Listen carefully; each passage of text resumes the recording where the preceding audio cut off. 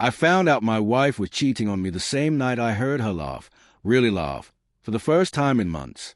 I stood outside the guest room door, holding a basket of laundry, listening to that soft, breathy sound she used to save only for me. I didn't know yet who was in there with her. I didn't know my world was about to fold in on itself. But I knew something was wrong. Earlier that evening, she told me she felt sick and wanted to lie down. I offered to bring her tea. She said no, then shut the bedroom door a little too quickly. My sister Lena and her husband, Daniel, were staying with us for a few days. They were downstairs drinking tea, chatting, pretending everything was normal. And I was trying to be a good host, a good brother, a good husband, blind and trusting to the point of stupidity. The laugh was quiet, but intimate. A laugh shared between two people who weren't supposed to be sharing anything. When I knocked softly, the room went silent. Not a cough, not a shuffle. Just dead, frozen air. My wife, Mariah, opened the door a few seconds later. Her hair was messy, cheeks flushed. She gave me a smile that didn't reach her eyes, a smile that begged me not to ask anything. The room behind her was pitch dark. "You okay?" I whispered, because I didn't know how to ask. "Who are you laughing with?" "Just tired," she said. "Please, can I rest?" Something in her tone pushed me back. I nodded, even though my stomach twisted hard, and walked away. I didn't sleep that night.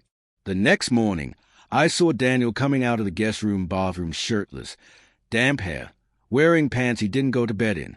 When he saw me, he froze just a fraction too long.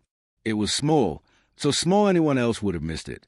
But I saw it, and his eyes, they darted, guilty, nervous. I asked my sister later if everything was okay with them. She hesitated, then said, "We're fine." "Why?" But her face wasn't fine. She looked tired, dull, resigned, like someone holding a secret too heavy for her small body. I should have pushed then. I should have asked why she looked like she wanted to cry every time she looked at her own husband. Instead, I told myself I was overthinking. 3 days later, I learned the truth. It was a Wednesday afternoon. I came home early from work, a canceled meeting. The house was quiet. Too quiet. I heard a low voice from upstairs, someone shushing someone else. My heart went still. I didn't rush up the stairs.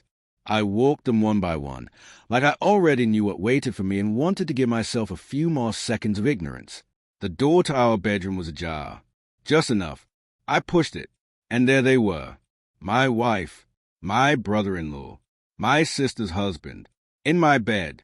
Mariah scrambled for the blanket, covering herself like it would undo anything. Daniel jumped off the bed as if he could outrun what he'd destroyed. I didn't yell. I didn't throw anything. I didn't even cry. I just said, "How long?" Mariah whispered, "Please, please listen." "How long?" Her lips trembled. 6 months. 6 months.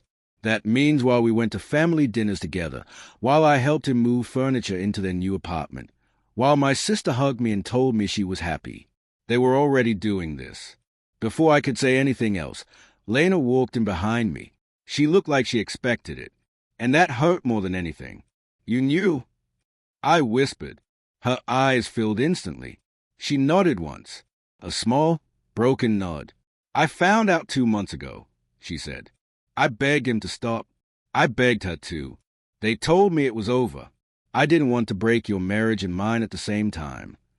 I felt like I was falling backward, even though I was standing still. Mariah sobbed, "I'm sorry. It wasn't supposed to happen. We were drunk the first time. And then you what?" I asked. Kept going, built a schedule, texted behind my back, slept with him under the same roof as my sister. She cried harder. Daniel stood there in silence, cowardly, pathetic. I walked out without another word. For a week, I avoided everyone. My phone buzzed nonstop, calls, texts, apologies. My sister came to my office twice, waiting outside like a ghost. But I couldn't face her. Not yet. I needed something more than grief. I needed clarity. I started collecting things quietly. Screenshot from Mariah's phone bill. Records of Daniel's messages to her. Messages my sister had saved, maybe hoping someday she'd find the courage to leave him.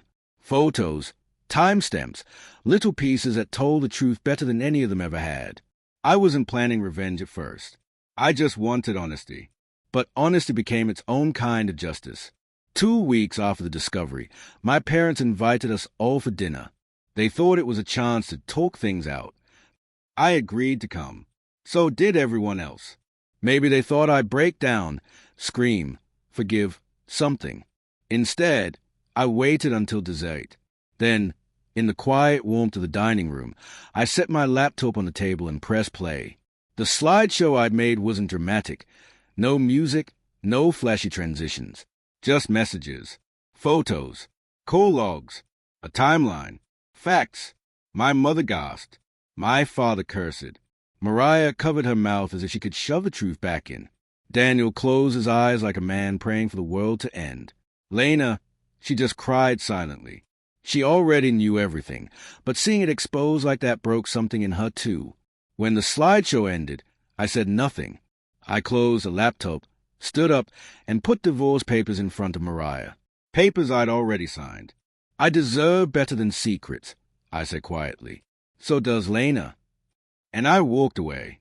The last thing I heard was my sister sobbing. I'm leaving him. I swear I'm leaving him.